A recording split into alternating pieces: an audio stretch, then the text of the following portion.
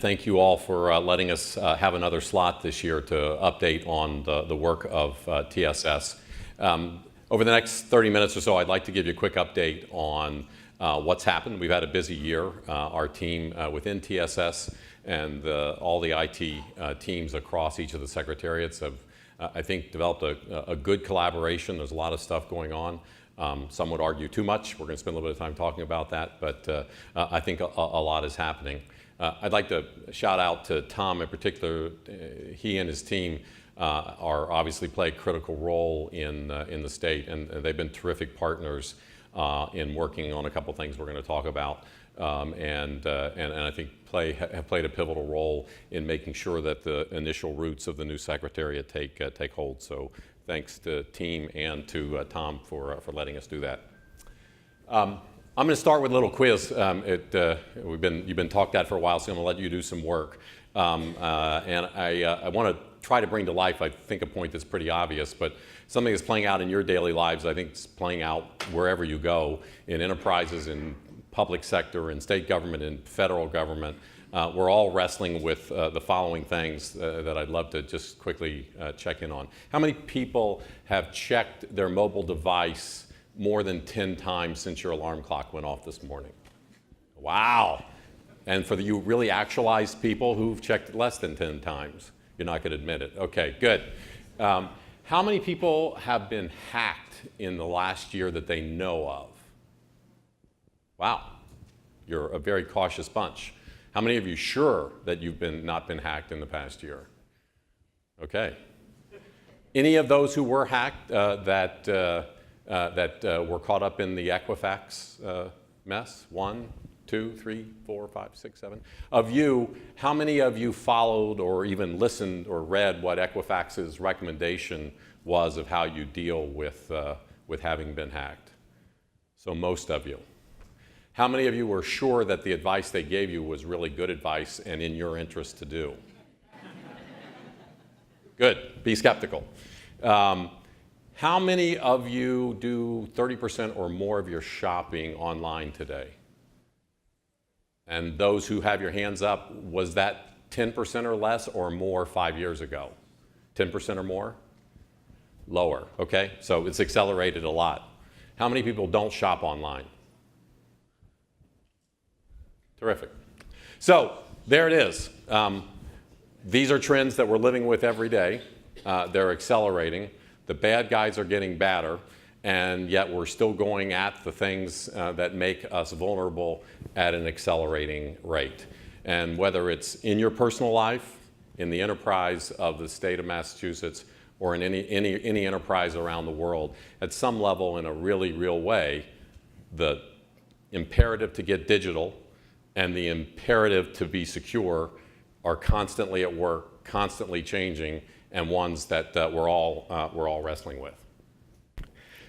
I think at some level, to go after those two imperatives, and I won't take you back, last several years you've been good enough to listen to the story of what we did and what we've learned, but just after taking office, the governor commissioned a series of studies about where do we sit as an IT organization. I think he came to the state. You've heard lots of his stories with a strong memory that when he was here last time, Massachusetts was the envy of all other states. People came here to study what we were doing, and he said it doesn't seem that way today. You've heard the story about Wi-Fi in his office.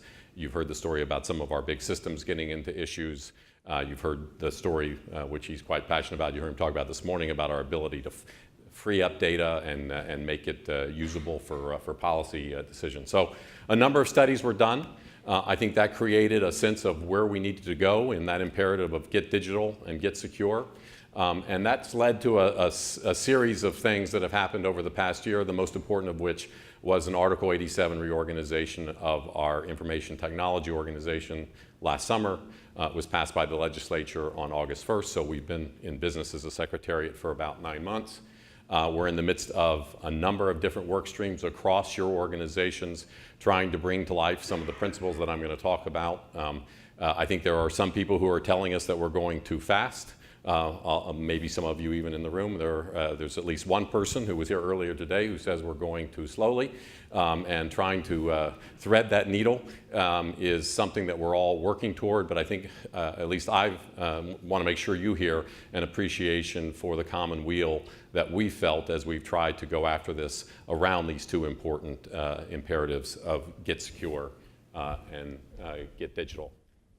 Why are those important? About 6 months ago, McKinsey & Company fielded a study around customer experience. If you believe that you didn't really do much digital shopping 5 years ago, almost all of you are doing 30% plus of your shopping today. That looks like an average US crowd, and that will predicted to accelerate from here.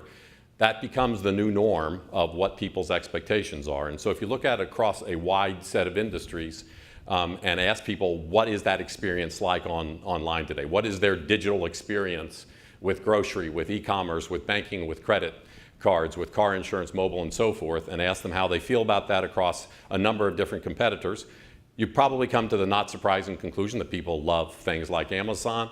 They don't things like their cable TV company. And guess what? They like least their federal experiences with the federal government, and second most least their experiences with state government. You'll recall from our discussion last year, Massachusetts on this dimension actually lags. So while these are aggregated total US numbers, we don't have specific data that's current to compare to this, but our surmise is people in Massachusetts would feel less good than the average. I think all of us believe that this is a strong call to action. This is where our citizens and our colleagues are living today, and we need to do something about this.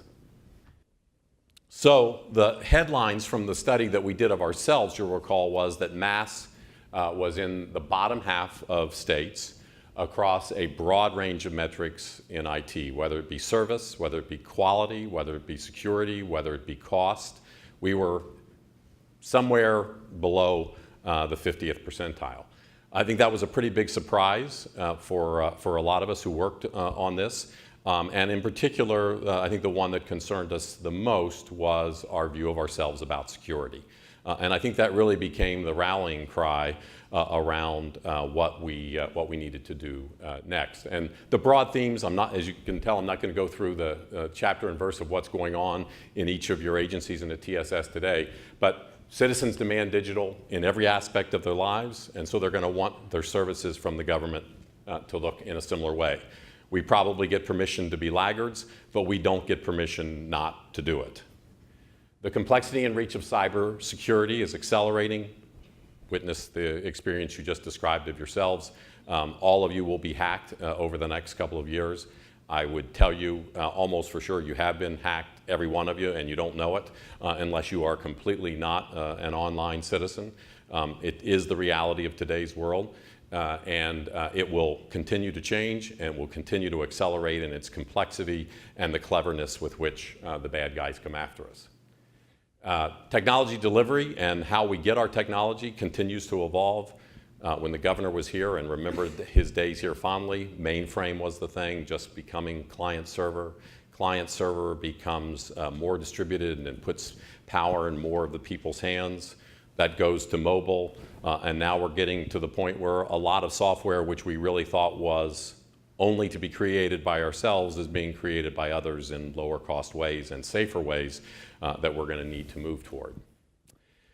Decentralization, which is at some level the essence of how a state government or a government organizes itself. It's very focused on its service missions. Those need to be decentralized by their nature, but decentralization and lack of standards is what bad guys love. Bad guys love one-ofs, places all over our networks where there is something that they know more about than we know about, and there's not the ability for us to have a comprehensive view of it. So in a simple way, for the technology organization, what we're trying to do is to get central for our infrastructure and to get standard for our infrastructure, because that gives us a better chance of securing it. And across all of these, I think our argument to you would be, it's very easy to say it seems pretty risky to go do these things. I would posit for you, especially around cybersecurity and getting our arms around the computing footprint that we have, to do nothing is more risky. And therefore, to wait to next year to not worry about the decentralization or the lack of standardization, to not monitor our networks and to say we'll get to it sometime, is actually embedding a lot more risk than less risk. Even though we may break a few things on the way, we may have a grumpy day every once in a while, that's in the pursuit of getting to a place that's less risky. So, what are we doing about it? First, putting our resources, being choiceful about where we put the resources we have across the organization in a process, as the governor described again this morning. As you know, he's very focused on to really bring business process first to the work that we do, really understand how we, in a lot of cases, get people using the web the way they want to use it to get the information they want and to get us off phone calls. Rather than do a better job of doing the phone calls, let's get them the information in the format where they want it, online, when they want it, off hours. Much easier for us, frees up our resources to spend more time on the higher value added places where we can not just answer simple calls, but we can answer the more complicated parts of our service delivery. Rationalize our tech footprint so we can get our arms around it. Move to the most secure place, almost always in today's world. As you know, our argument is that that is in the cloud. Third parties who can spend billions of dollars a year on securing their footprint can do a better job than someone who's spending single millions of dollars a year across the platform on security. There's a balance there. We need to be worried about how we protect our data, but there are others who are better at securing their technology footprint than we do. Ensure reliable security consistently. I think mainly in the short term, that's about getting better password access and better administrative access to our networks and better monitoring of what we have. Leveraging our purchasing relationships. We have tended, because we've been decentralized and buying lots of one-ofs, we haven't really used our purchasing power. If I could go around the room and have the name and model number of the PCs on your desk, I promise you there are probably 150 different models represented in this room alone. When you take that across the state, think about the purchasing scale that we've lost as a result of it. We're obviously now trying to move to a standard where we buy a lot of those at once. Modernize our desktop.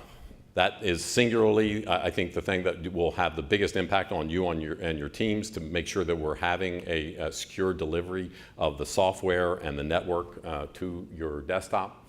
Empower our teams to collaborate by having more standard tools. We can use things like sharing things like SharePoint and OneDrive to share the information we have in more effective ways. And in the aggregate, I think it makes us more productive. So let's put our resources in the right place relative to those priorities. Let's get organized. As you'll recall, the Article 87 set us up to divide the world between applications and the technology infrastructure. The applications remains under the control of the agencies, which is where the subject matter expertise and the knowledge of the service and the application and the business process best resides. But then to provide a computing architecture with well-defined services and service level agreements as we move toward this central computing model that allows us to serve you, our customers, better. As we move there, I think you'll recall last year we talked about my pretty strong view, having done this for a couple of years now, is we have enough money to do what we need to do. We spend $700 million across the state every year on our technology and computing infrastructure. One more time, $700 million every year on our computing infrastructure and applications. Where we spend it, I think, becomes the challenge. Today, we spend most of it on our computing platform, and then about a third of it on new systems development, largely through capital, building new systems.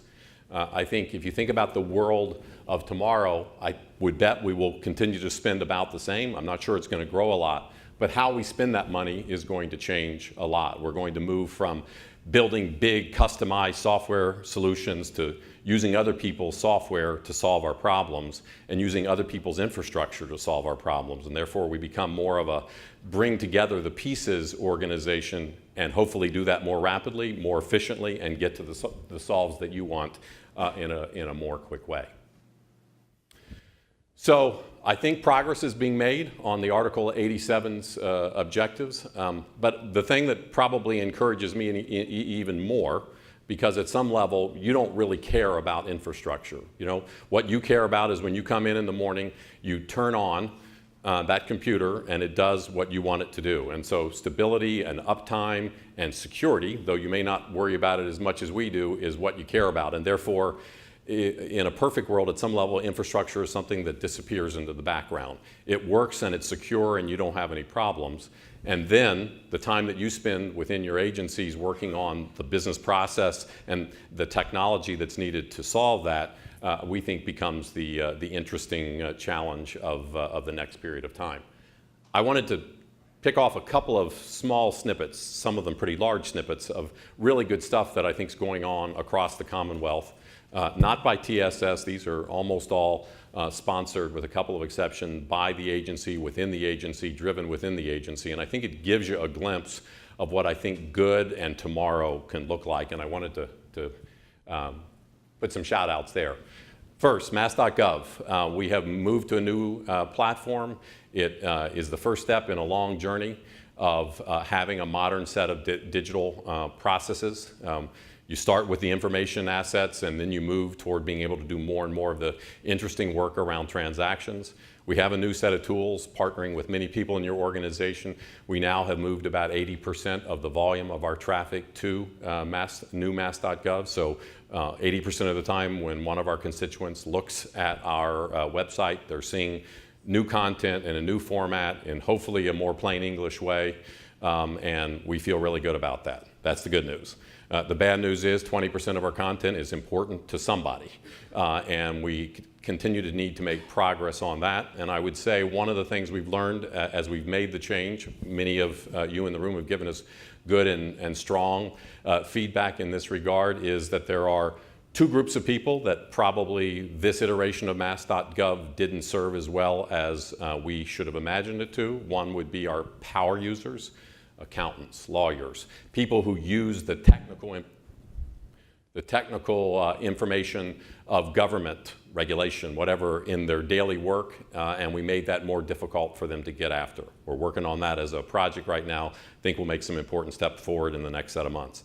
And then secondly, probably some of our least big fans of new mass.gov are our 40,000 colleagues across the state. We get pretty good marks from Joe Citizen. We don't get very good marks from our government colleagues in the aggregate. There's some exceptions to that, and we don't get very good marks from our power users. We're really focused on both of those last two and on making the content that we have better and better, and thank you for your partnership in making new mass.gov a reality. Jeff Mchugh, Commissioner of DTA, and his colleagues, I think, have done a really interesting thing at DTA. It's a good story worth digging into if any of you have the following set of circumstances where you have a whole bunch of constituents who are interacting with you constantly, have a whole bunch of pretty simple questions that they want answered regularly. Where's my benefit? What's changed about my benefit? When am I going to get the benefit that was promised? And they've created a very simple little application that allows their constituents to check frequently on the questions they most want to get answered. About 250,000 downloads of that. Didn't cost them very much. They've reduced year on year their call volume in their call centers by 38%. This last couple of months, they've reduced it by 60%. Just amazing progress about really getting, again, digital first, getting that information to constituents quickly in the way they want it rather than getting them on the phone where they have to wait.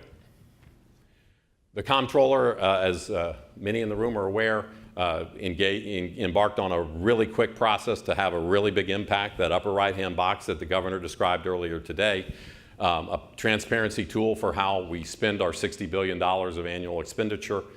Rather than imagining it as a big project that would take a long period of time, he used an off-the-shelf tool. He implemented it in a really short period of time.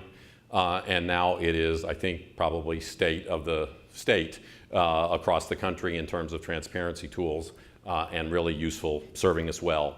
Limited amount of resources. He paid for it. Basically, it costs less than an annual expense of the previous system, and I think it will continue to be a great source of information and insight for all of us. Department of Revenue. I think I saw Commissioner Harding here earlier today, and Secretary Heffernan have done some really interesting work on two regards.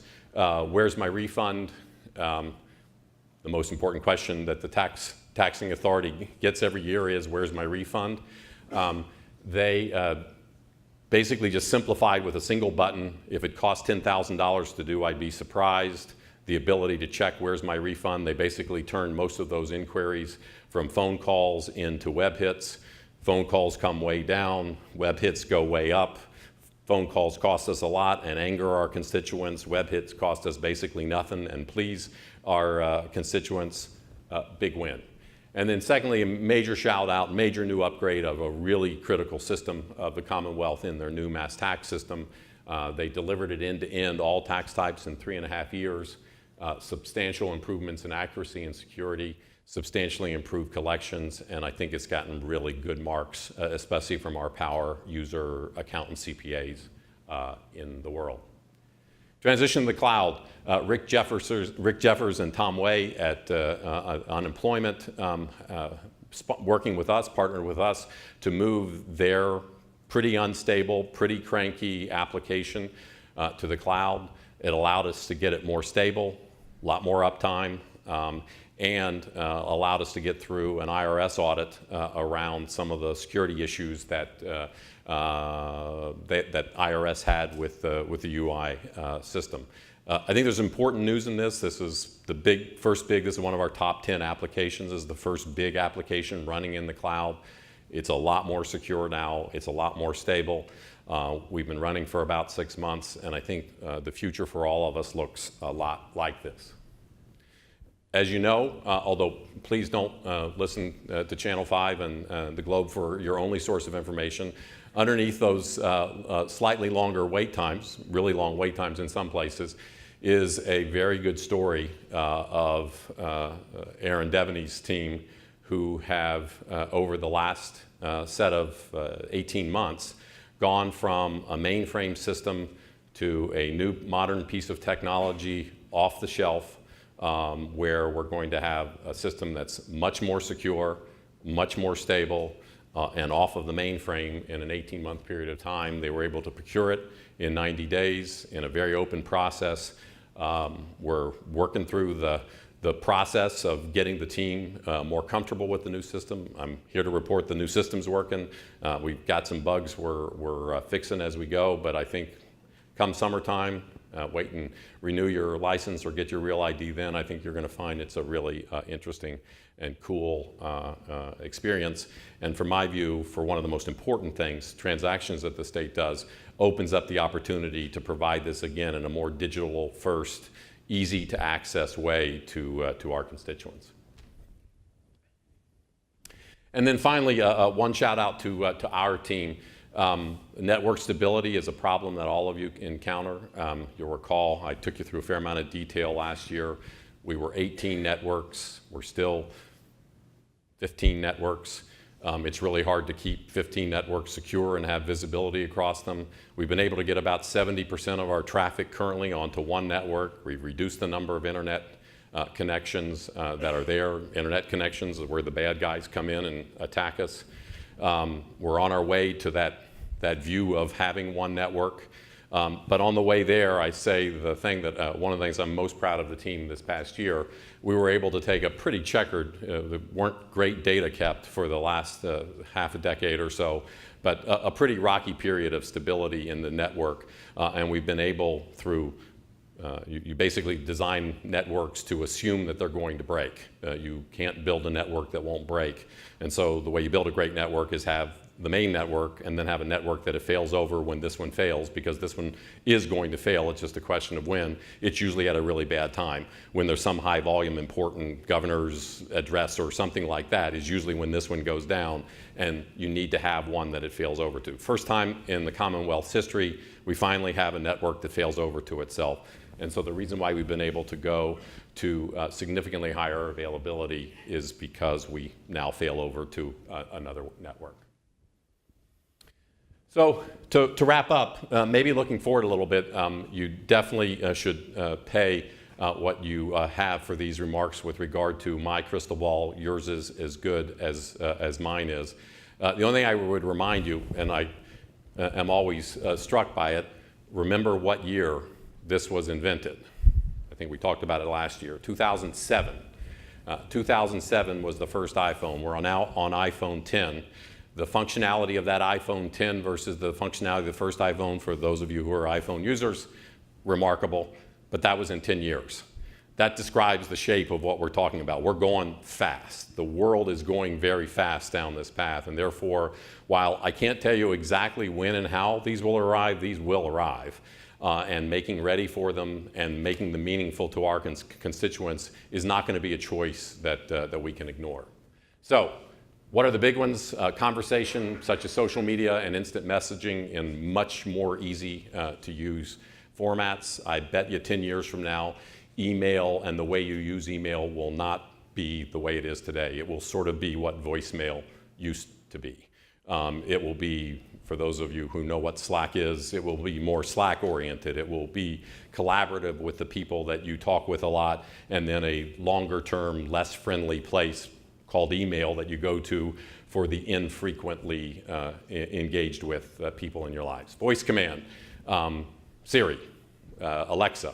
Alexa, please write a speech for me for Tom Shack's conference. You know, it is really, really going to be very different. As any of you who are users of technology, you know it's gone from awful to pretty daggone good, and it's just going to keep getting better.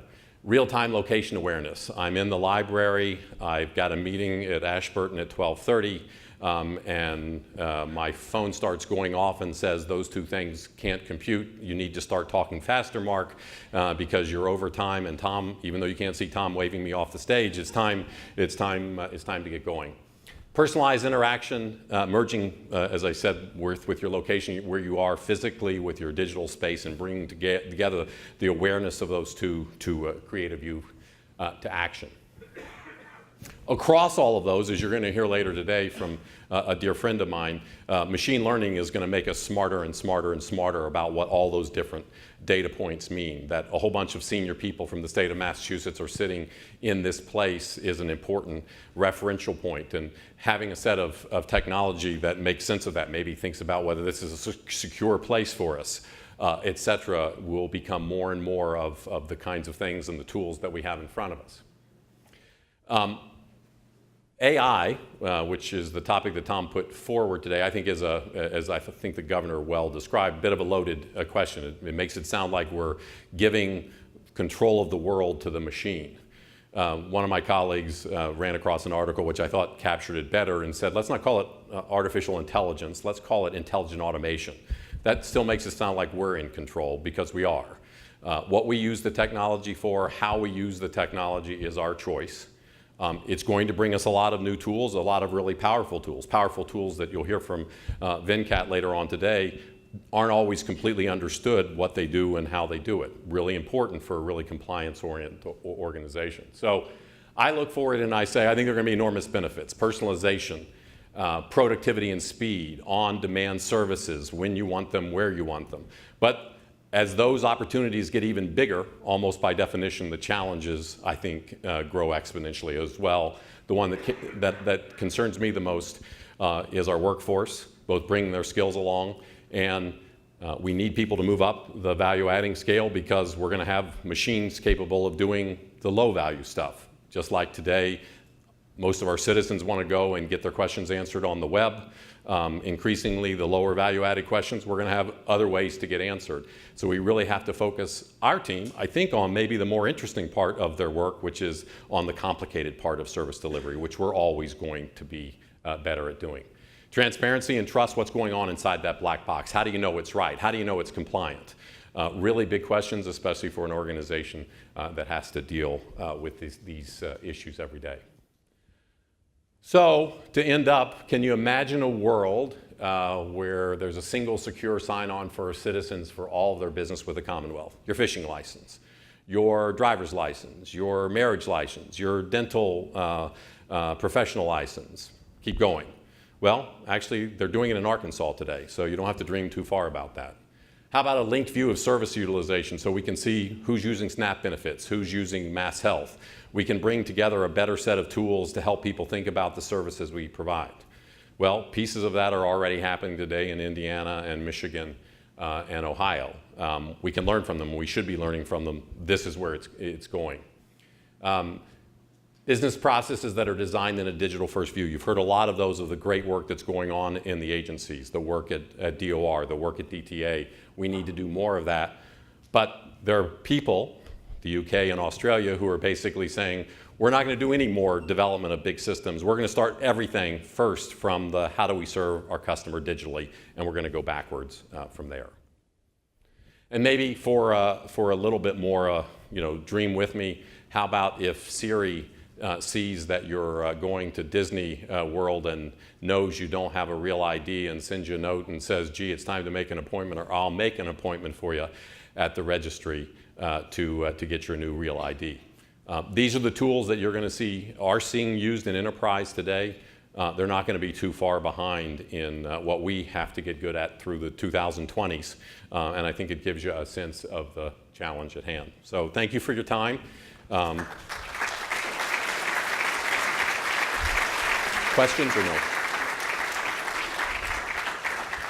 Tom said I had time to take a couple of questions, so if there are any. Nope. I got one. For talking about technological stuff and luxury brief, we don't want to lose the human aspect of it, so is that kind of in your discussions of it, is that people still like the face-to-face and that kind of interaction? Yeah, I think a lot of the challenge of the journey that we have to go on is, yes, absolutely, but right now we have, let me give you a really good example, near and dear to my heart. We have 80 people basically across the state who are involved in lower end desktop support, making sure that you're happy day to day with how your machine is working. About half of those people, when you total up how they spend their time on password resetting. That's not a really good use of their time, and there's great technology to solve that. So let's get them solving your harder problems rather than the problems that annoy you. You don't want to wait 2 days for your new password, and there's an easy technology solution. And let's let them solve, this printer isn't compatible with my computer. Can you help me figure that out? And that's a much better use of that team.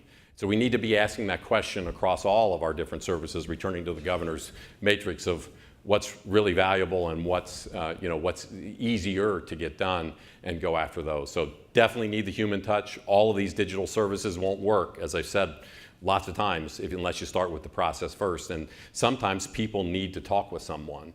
A lot of times when you ask them, people don't want to talk with someone. We need to get all the energy here and none of the energy here. Yes, sir. First of all, thank you for building the switch over for the technology. That's great. And question for you is, how do you strike sort of this balance in a modern digital age where we as independent users, private services, have end user license agreements, and we know what our data is doing? How do you sort of start to think about that from a government perspective, where people who interact with government agencies, we're exploring how to share their data with other government agencies, sort of. Yeah. As I think the governor intimated this morning, and you're sitting right behind someone who is going to make this her life's work, but it's a hard question. But because it's a hard question, I think it almost means even more it's a valuable question. And it's really easy, as the governor said, to deal with it at the, my head hurts. It's just easier to just say stop. But I think if you pull on the thread a little bit, just some simple things like, we actually do have the ability to anonymize information. We can make Mark Nunnelly into 12654W for the purposes of trying to understand educational benefits, income outcomes, opioid usage, and really try to understand it at the society level rather than at the person level. We can make better policy decisions having done that without really knowing anything at all about Mark Nunnelly's medical history, which you shouldn't know about. And we need to have that more nuanced conversation as a Commonwealth and educate ourselves. I mean, just as recently, the last couple of weeks, I've had a conversation with a colleague in the platform who said, the reason I want my server in my place is because my data is in my server in my place and I can watch it. I think there was a point in time when that probably would have been a coherent decision. I don't think that's the reality of today's world. That doesn't mean that person's trying to do a bad thing or not be collaborative. It just means we haven't done a good job of getting the word out there that the world's a different place. Thanks for your time.